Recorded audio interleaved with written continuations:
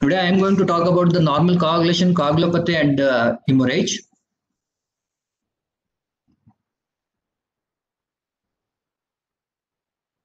Coming to an introduction, coagulation is a physiological defense mechanism aimed at maintaining the integrity of the circulatory system in the setting of vascular injury. Vascular endothelial cells, blood, and the extravascular tissue maintain the blood flow fluidity or produce an integral response to prevent the blood leakage by localized clotting at the site of vascular injury. The process of blood coagulation and fibrinolysis are the primary defense system of the vasculature.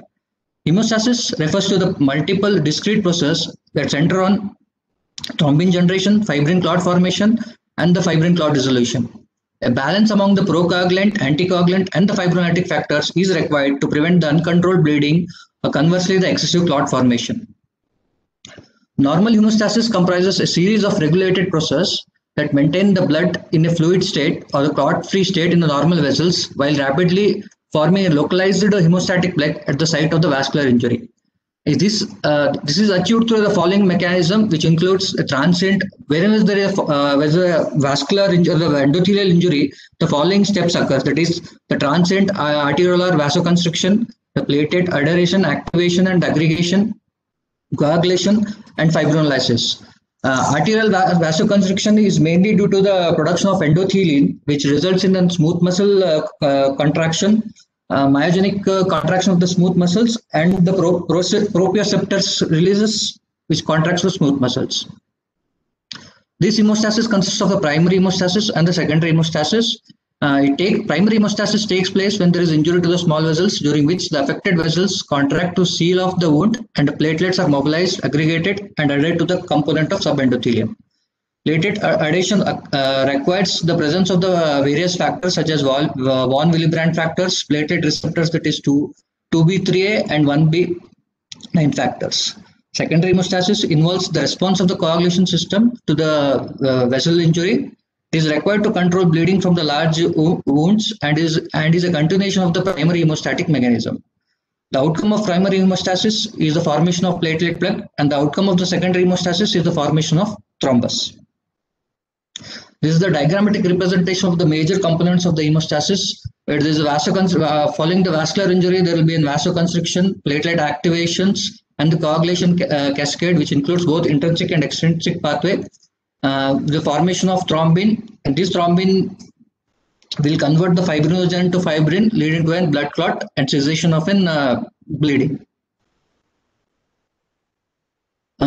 Coming to major components of the normal coagulation, which includes the procoagulants, anticoagulants, fibrinolytic proteins, endothelium, and the platelets. Here the procoagulants are the factors which are numbered in the Roman number from the factor 1 to factor 13, which are involved in the both intrinsic and eccentric pathway and also the common pathway. Factor 5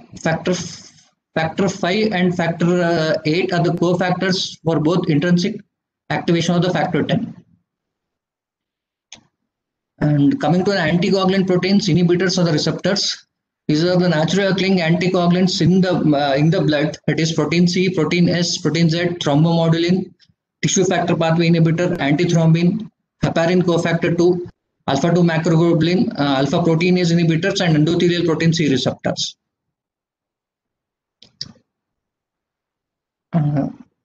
Vitamin K dependent proteins, these are synthesized in the livers and play a central role in the both procoagulant and the anticoagulant pathways. The family includes the procoagulant factors like factor 2, 7, 9, and 10, and the anticoagulant proteins C, S, and Z.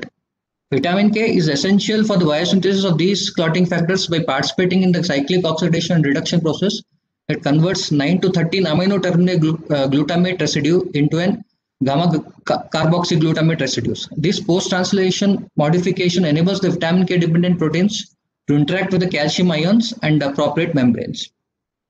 Inhibition of the GLA residue modification is the basis for the blood thinning anticoagulant therapy with coumarin derivatives.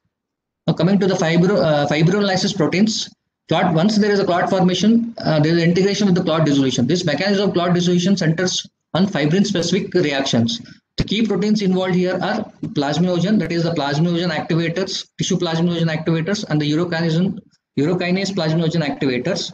And the inhibitors are plasminogen activator inhibitor 1, alpha 2 antitrypsin, and the thrombin activable fibrinolysis inhibitor. The antithrombotic properties of the normal endothelium is the prostacyclin, that is the PGI2, and the nitric oxide produced by the endothelium impedes their adhesion. These are the potent vasodilators and inhibit the aggregations of the platelets. Endothelial cells also produce the adenosine diphosphatase, which degrades the ADP, further inhibiting the platelet aggregations. And the coagulation factors, coagulation factors which are seen on the endothelium, normal endothelium. So these inhibitory efforts are mediated by the factors exposed on the endothelial surface, that is heparin-like molecules, thrombomodulin, tissue factor pathway inhibitor. Heparin-like molecules act indirectly by enhancing the inactivation of thrombin by antithrombin 3. The further antithrombin 3 inactivates the other clotting factors like 2, 9, and 10.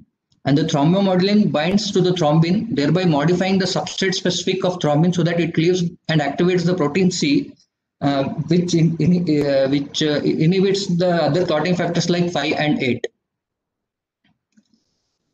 Fibrinolysis, that is endothelial cells synthesize the tissue type plasminogen activator that cleaves the plasminogen to plasmin, which in turn cleaves the fibrinogen to degrade the thrombi. The prothrombotic properties of the injured or the activated endothelium, the activation of the platelets, that is endothelial injury, brings the platelets into contact with the subendothelial extracellular matrix, which constitutes the von Willebrand factors. The von Willebrand factors is held fast to the extracellular matrix to the interaction with the collagen, as well as the GP1B receptor found in the platelets.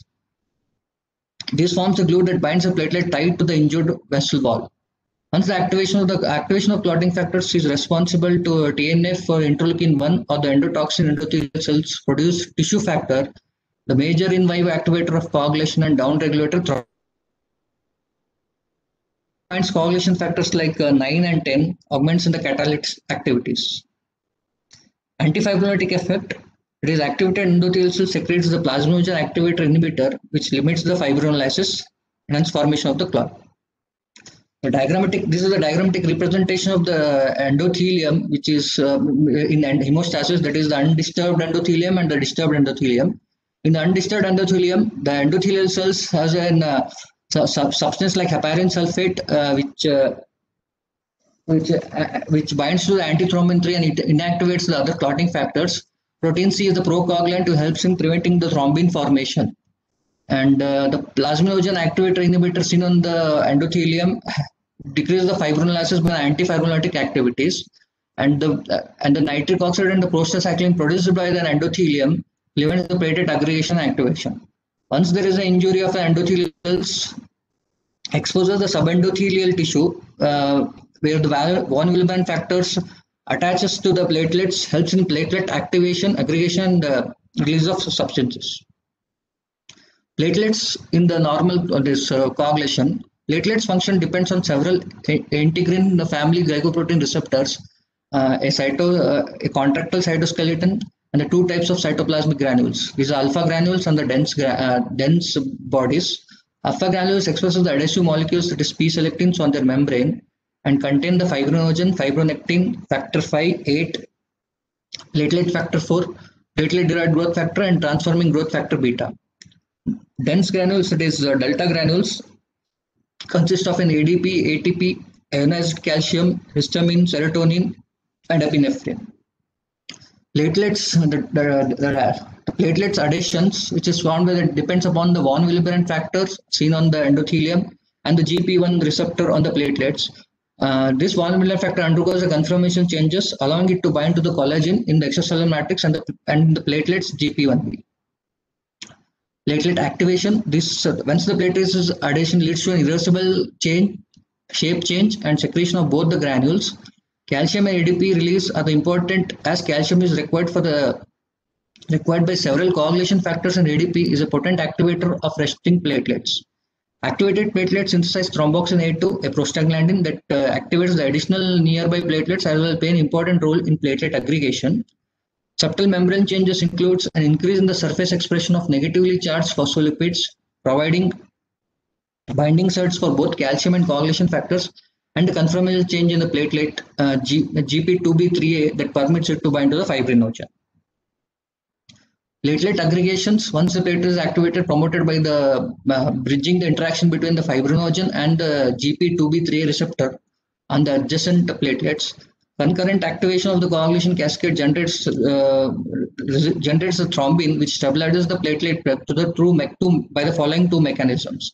It is the thrombin activates platelet surface receptor, which in concert with ADP and thromboxane to further enhance the platelet aggregation. Platelet contraction follows, creating the secondary hemostatic plaque. This also activates the thrombin, activating the fibrinogen to fibrin. This is a diagram showing the activation secretion, aggregation of the platelets. These are the granules seen, so the alpha granules are the delta granules, which contains the factor 5, fibrinogen, bound membrane factors, thrombin, epinephrine. Platelet adhere to the endothelium within GP1A, 1A and GP1A 11 and 4 receptors, and additions of the platelets with the platelets against with the fibrinogen and GP2A 3B receptors. This is the diagram representing the coagulation cascade with the intrinsic pathway and extrinsic pathway. The intrinsic pathway is activated when the platelet plug is formed, whereas a negatively charge of the platelet plug formed by calcium ions activates the factor 12A, activates the factor 12 to form in factor 12A, which in turn activate factor 11 to 11A. And in the presence of 8A and the calcium, factor 10A is activated. Factor 10 is activated to 10A, which in turn activates the prothrombin to thrombin, and thrombin activates fibrinogen to fibrin. This fibrin, thus the factor 13 helps in cross-linking by the helps the cross-linking of the fibrins. This is the extrinsic pathway. Intrinsic pathway. This is the intrinsic pathway. Extrinsic pathway is that when there is an injury to the endothelial cells, release the tissue factors. In the presence of factor 7, tissue factor activates the factor 10 to 10A, and the factor 10A with calcium and factor 5A activates prothrombin to thrombin, and the thrombin activates fibrinogen to fibrin. The difference between that is intrinsic and extrinsic pathway. The initial reaction is conversion of factor 10A to the active factor 12A to the active factor 12A. The 12A is activated in vitro by the exposed blood to the foreign surfaces, that is glass tube test. Activation in vivo occurs when the blood is exposed to the collagen fibers underlying the endothelium in the blood vessels. Extrinsic pathway requires contact with the tissue factors external to the blood. This occurs when there is a trauma to the vascular wall or the surrounding tissue. The extrinsic system is triggered by the release of the tissue factor, that is thromboplastin, from the damaged tissue that activates factor 7A. Thus, the tissue thromboplastin and the factor 7A activates factor 10. Once the clot is formed, the other mechanism starts as the fibrinolysis and the extracellular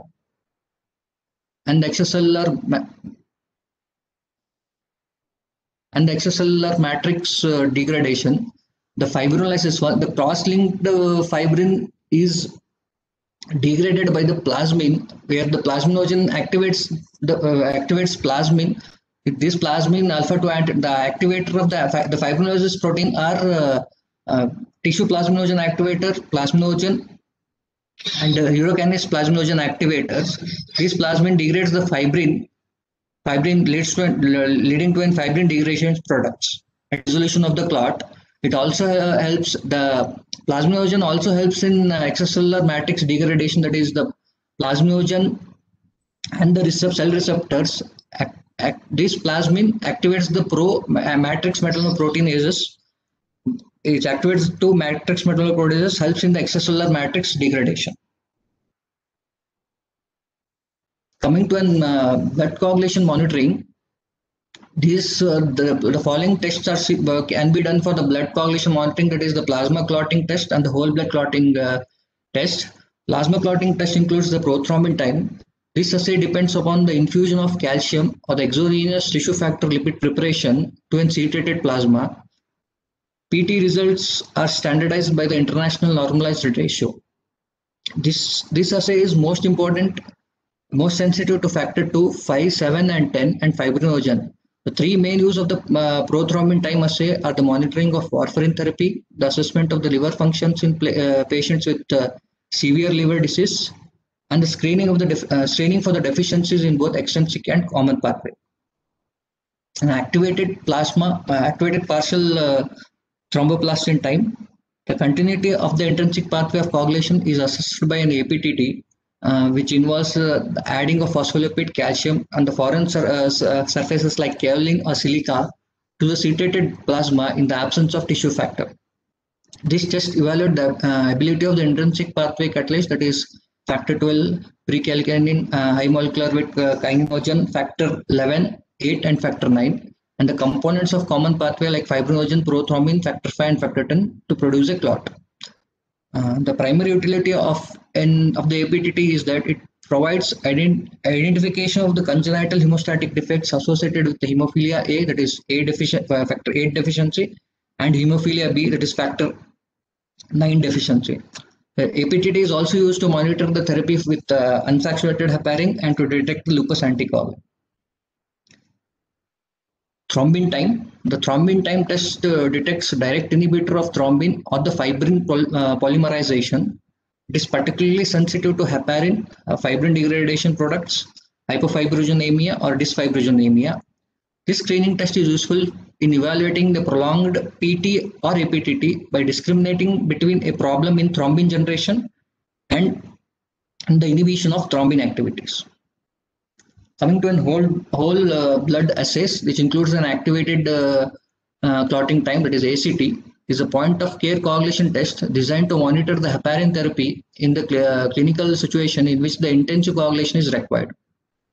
Similar to the APTT, ACT reflects the time of clot formation via the intrinsic coagulation pathway by the addition of factor 12 activators and increases linearly to relation to the heparin concentration. It is one of the most frequently performed coagulation assay and has shown utility as a point of care evaluation of the hemostatic response in surgical and interventional suits to control treatment with the intravenous heparin during vascular procedure. Thromboelastography, that is TEG, the coagulation cascade is a dynamic process, depend on many factors. It involves interaction between the primary hemostasis, clot formation, secondary hemostasis, thrombin generation, and fibrinolysis. TEG monitors this thrombodynamic properties of the blood as it includes the clot it induces the clot under a low shear environment resembling the sluggish venous flow. The pattern of change in shear elasticity enables the determination of the kinetic of clot formation, growth, as well as the strength and the stability of formed clot. These devices are the viscometers that measures the increased viscosity of the blood during the coagulation process, producing a time-based record which is represented as graphical representation of the TEG in the TEG. Thus, the viscoelastic measurement of the patient blood sample is increasingly being used in the clinical settings. It is used in the cardiac surgery, liver transplant, sepsis, trauma, obstetrics, and anticoagulation activity and treatment with fibrinolytic agents.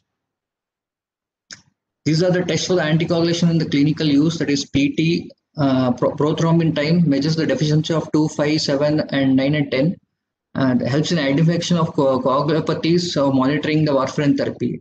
APTT helps measuring all coagulation except the factor 7s, helps in identifying the coagulopathy and monitor the heparin.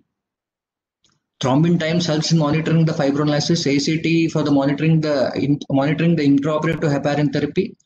And fibrin degradation measures the fibrinolysis. Its causes of abnormalities are consumptive coagulopathy, helps in the identification of the coagulopathy, and euglobulin lysis time, which measures the fibrinolysis. Causes of abnormality, this is abnormally seen in DIC and the primary fibrinolysis.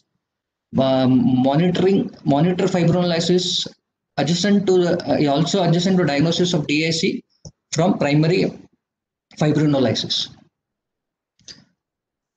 Coming to coagulopathy and hemorrhage. Coagulopathy is a term employed loosely in the literature and in the clinical settings. It is applied to the patient without identifiable coagulation abnormalities but with clinical bleeding or recurrent thrombosis, as often as to patients with the DIC as significant abnormal coagulation parameters. Coagulation is a physiological defense mechanism aimed at maintaining the integrity of the circulatory system in the setting of vascular injury.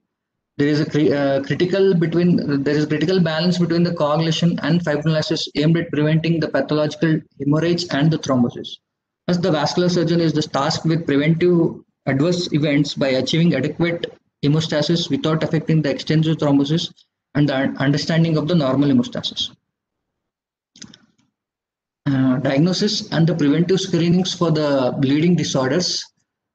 Identifying the patients preoperatively who has got a risk of bleedings allows the surgeons to initiate the corrective measures preoperatively and plan the optimal perioperative management, which includes the proper history and examination of the patients and laboratory test.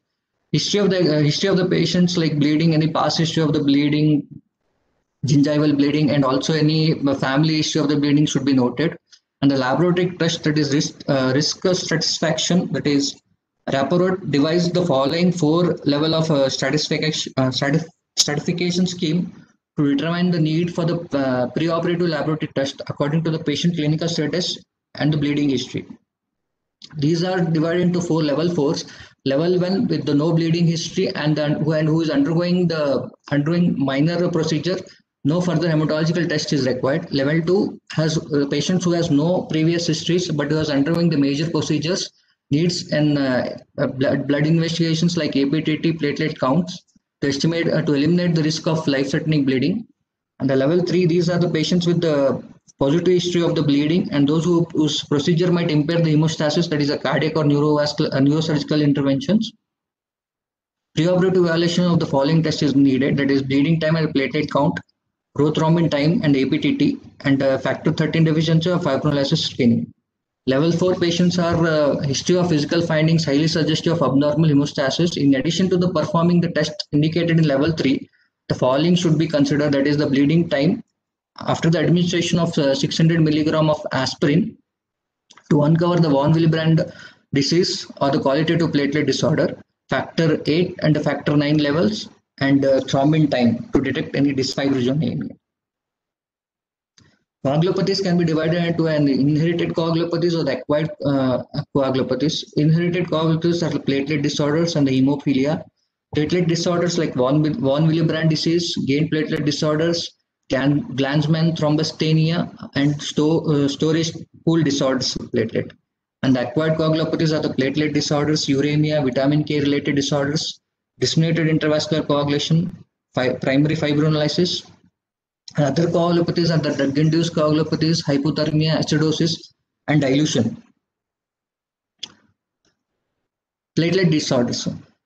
Inherited platelet disorders are the rare conditions with varying degree of phenotypic severities. These disorders affect the multiple aspects of platelet function, that is aggregation, secretion, adhesion, and procoagulant activities. There are a large number of rare conditions, the most common of which are described below. That is the von Willebrand disease, gain platelet disorder, Glanzmann thrombocytopenia, and the storage pool disorders. This is a diagram representing the platelet disorders. The absence or the deficiency of a factor glycoprotein 2B3A complex leads to a Glanzmann's thrombocytopenia, and absence of von Willebrand factors lead to a von Willebrand disease, and the absence or deficiency of GP1B receptor, that is glycoprotein 1B receptor, leads to an Bernard-Schroeder's syndrome. Von Willebrand disease plays an important role in the primary hemostasis by binding to the both platelets on the endothelial components, affecting the formation of adhesive bridge between them. Von Willebrand also contributes to the clot formation as a carrier protein for the factor 8, is the most common inherited bleeding disorder. Clinical manifestation of von Willebrand disease is from the nil to severe bleeding, depending upon the level of functional or circulating von Willebrand factors. It is classified into 3 major types depending upon the genetic mutations, that is autosomal dominant, autosomal but variant, and autosomal recessive. Most common is autosomal dominant, whereas then quantitative deficiency of von Willebrand factors, and autosomal recessive is the absence of severe decrease in the von Willebrand factors leading to a severe bleeding. Treatment decisions are based on the severity and the severity of the symptoms and the types of von Willebrand disease. Symptomatic patients should always avoid the NSAIDs. Desmopressin is effective in patients with type 1 von Willebrand disease perioperatively and in those with mild to moderate bleeding episodes. This desmopressin drug helps in the release of von Willebrand disease from the endothelial cells. The platelet with type 3 or a severe form of type 2A, 2B, and 2M diseases usually requires replacement therapy with von Willebrand factors or the factor 8 von Willebrand factor concentrate or the cryoprecipitate. Coming to gained platelet disorders, these gained platelet disorders are the group of rare disorders characterized by an thrombocytopenia, large platelets, and the variable bleeding symptoms. They are generally subcategorized into 4 types. With the structural defect, it is called as the Bernard-Soulier syndrome with the glycoprotein abnormalities, abnormal neutrophil inclusions, that is May-Heglin's anomaly, with systemic manifestation, that is hereditary macrothrombocytopenia with a hearing loss, and with no specific abnormalities like Mediterranean macrothrombocytopenia.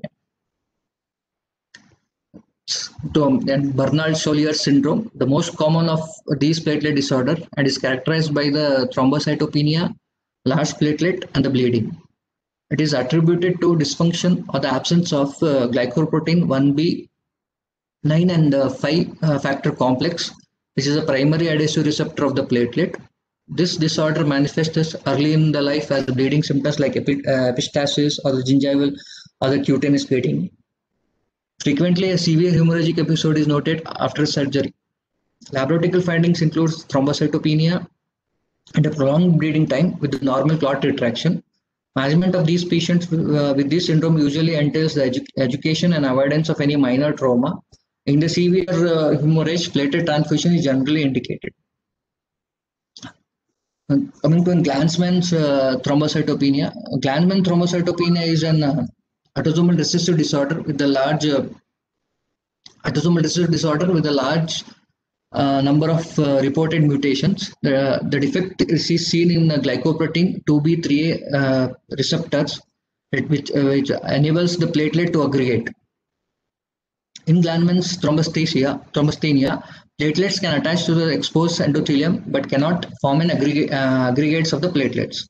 A wide spectrum of phenotype severity is reported, but mucocutaneous bleeding and the absence of platelet aggregation are the classical findings. Significant bleeding episode typically requires the platelet transfusion of these patients. And hemophilia. The hemophilias are the inherited bleeding disorders caused by a low concentration of specific coagulation factors. The pathogenesis in these are the deficiency of factor 8, that is hemophilia A, factor 9, hemophilia B, factor 11 deficiency, that is hemophilia C. Bleeding in hemophilia results from the failure of the secondary hemostasis, that is the formation of the clot.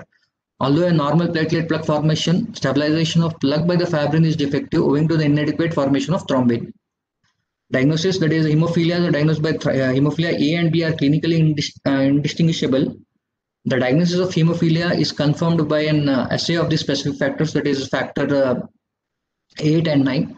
Factor 8 deficiency secondary to hemophilia requires distinction from the von Willebrand disease by the assay of the von Willebrand factor. Most cases of hemophilia are identified by the family history, whereas severe disease is typically diagnosed by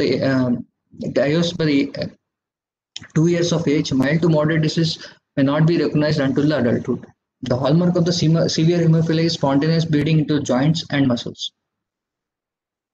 Management of these patients, the primary goal of the treatment is to sufficiently increase the concentration to stop or prevent the spontaneous or traumatic bleeding.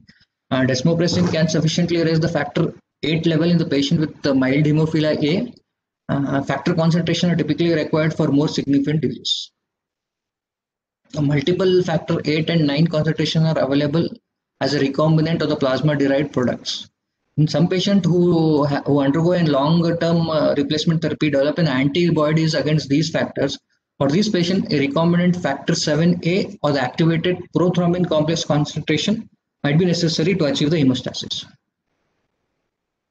Coming to an acquired coagulopathy, that is platelet disorders. Acquired platelet dysfunctions are due to an uremia, liver dysfunction, cardiopulmonary bypass surgeries, hypersplenism, hematological malignancy, thrombotic thrombocytopenic purpura, and the immune thrombocytopenic purpura. These processes can result in quantitative or qualitative platelet deficiencies and should be considered in any investigation of abnormal bleeding, especially that accompanied by the thrombocytopenia. Liver disease evolves the thrombocytopenia by portal hypotension with the splenic sequestration as well as by the decreased thrombopoietin production. And the cardiopulmonary bypass of the mechanical assisted devices place the platelet in contact with the non-physiological machine surface, which result in the physiological alteration in the surface glycoprotein expression.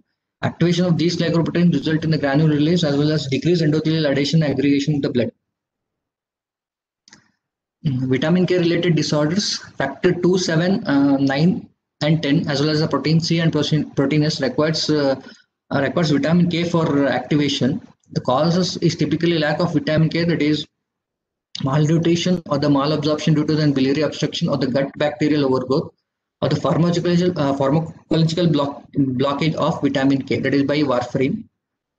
Treatment entails either functional factor replacement, that is by FFP, or the vitamin K injection to address the active bleeding or in anticipation of surgical intervention. FFP usually acts quickly as a direct replacement without the need for the enzymatic reaction, and it has an immediate effect that lasts for about 6 hours, whereas vitamin K takes at least 6 hours to take effect but exerts a more durable reversal. Disseminated intravascular coagulation. DIC is a systemic activation of the coagulation cascade that includes both thrombosis and the hemorrhage. It is usually characteristic as widespread activation of coagulation, intravascular formation of fibrin, thrombotic occlusion of the small vessels leading to an multi-organ failure in conjugation with hemodynamic or the metabolic consequences, depletion of platelet and the clotting factors leading to a severe bleeding. The mechanism for the common causes of disseminated coagulation are sepsis. This sepsis lead to an extrinsic pathway activation, thrombin generation, and the suppression of anticoagulants like protein C and thrombomodulin system. Major tissue injury leads to a direct endothelial injury, releasing the phospholipids and enzymes in the circulation. And the malignancy, expression of the tissue factor by the circulating tumor cells, procoagulants like cancer-dependent cystine proteases, or direct activation of factor 10. As DIC is primarily caused by the uncontrolled production of thrombin, which leads to a systemic intravascular deposition of fibrin. The inciting factor is generally the vascular injury or the intravascular exposure to procoagulant. In DIC, the inhibitor mechanism becomes dysfunctions or leading to the production of excessive thrombin. The increased circulatory levels of thrombin provokes greater fibrin production with microvascular deposition. Thrombosis of the microvasculature causes the end organ damage seen in the severe DIC. The systemic thrombosis activates the tissue plasminogen activator, which causes thrombolysis, consumptive coagulopathies, and the bleeding gases. The coagulation parameters in the DIC, all the parameters are deranged, and it is decreased except increased except the platelet count and the fibrinogen. Platelet count is decreased and the fibrinogen levels are also decreased in the phase 3 level. The treatment of this disseminated intravascular coagulation is the correction of the precipitating factors. Supporting therapy generally necessitates the replacement of the clotting factors and the platelets, while the inciting process is addressed. The goal of the resuscitation should be includes the fibrinogen level should be over 100 milligram per deciliter, maintaining normal temperature and adequate tissue perfusion. In the septic patient, broad spectrum antibiotics and drainage abscess and the debridement of infected necrotic tissue is critical. Platelet infusion, cryoprecipitate infusion, and the fresh frozen plasma infusions is required. Drug-induced coagulopathy, it might be due to an heparin, thrombin inhibitors, oral anticoagulants like warfarin, direct oral anticoagulants like factor 10A inhibitor and thrombin inhibitors, antiplatelets, and the therapeutic thrombolysis. These coming to an hypothermia, which leads to an coagulation of the blood. Coagulation factors are the enzymes. These activities is substantially impaired by the extremities of the temperature or the pH. Hypothermia in the vascular surgery can result from the insufficient ambient temperature, prolonged operative times, excessive blood loss, and the administration of cold fluid and the blood products. Thus, maintenance of normal thermia is critical during the vascular procedure. Measures that should be undertaken to prevent heat loss includes the ambient temperature control, the use of the warming blankets, and the intravenous fluid and the blood products can also be warmed with the countercurrent warming system. And the efforts to minimize the duration of the procedure and the extent of the blood loss are also effective. Acidosis also helps in the activation of the coagulation process, that is, impairs the normal coagulation. Studies have suggested that its major inhibitory effect is on thrombin generation in the propagation phase of clotting, although the exact mechanism is not fully understood. The pH decreases. If the pH decreases from 7.4 to 7, resulting in the reduction of factor 7A activity by more than 90% and a factor 7A tissue factor complex by more than 60%. In vascular surgery, acidosis is by following the reperfusion of the larger ischemic areas, and the most effective treatment of coagulopathy related to acidosis is by identifying and addressing the underlying cause of acidotic state. Broad spectrum antibiotics and aggressive drainage or the debridement of infected tissue is needed in the sepsis, volume replacement, and the inotropic supports in the hypoperfusion. In reperfusion injury, if a reperfusion injury is anticipated, preemptive indications of respiratory and the metabolic alkalosis prior to the arterial clamp removal can reduces the acidosis. These are the this table represents this shows the blood and the coagulation factors for the replacement for achieving the proper hemostasis. Packed cell volume, 1 unit consists of 350 ml consists 350 ml, which increases hemoglobin by 1 gram per deciliters. Indication in the patient with symptomatic anemia, that is the hemoglobin less than 6 gram per deciliter, any massive hemorrhage, or decrease in oxygen carrying capacity. Platelets, 1 unit contains of 200 ml, which increases the platelet count by 30,000 to 60,000. Indication for the platelet transfusion is a symptomatic patient with a platelet count of less than 10,000, the symptomatic patient with less than 50,000, and symptomatic patient with a platelet count of less than 10,000. Fresh frozen plasma, 1 unit contains 250 ml. It contains all the coagulation factors, especially factor 2, 7, 9, and 10, protein C and protein S. The indication for the use is bleeding from the warfarin therapy, massive transfusion, thrombotic thrombocytopenic purpura, coagulation factor deficiency, and antithrombin 3 deficiency. Cryoprecipitate, 1 unit contains of 20 ml, which contains 200 milligram of fibrinogen and 70 to 18 units of factor 8. This contains fibrinogens, factor 5, factor 8, and factor 13. Indications for these uses in hypofibrinogenemia and massive hemorrhages. Desmopressin is the drug used which helps in the stimulates the release of von Willebrand factor and also the factor 8. Indication for use is in uremic platelet dysfunction, some von Willebrand disease cases with bleeding. Vitamin K will be usually given in 10 milligram stat in the intramuscular, intravenous, or subcutaneous, which helps in restore the function of vitamin K dependent factors like 2, 7, 9, and 10, protein C and protein S. Indications for use in liver dysfunction, bleeding episode following the warfarin therapy. Protamine sulfate is an antidote for an heparin. Usually 1 milligram neutralizes 100 units of heparin, which is given within 6 hours period. Factor 7 is a recombinant factor 7A, indication for use in hemophilia or the massive hemorrhage. and aminocaproic acid, which is plasminogen inhibitors, which usually used in the primary fibrinolysis.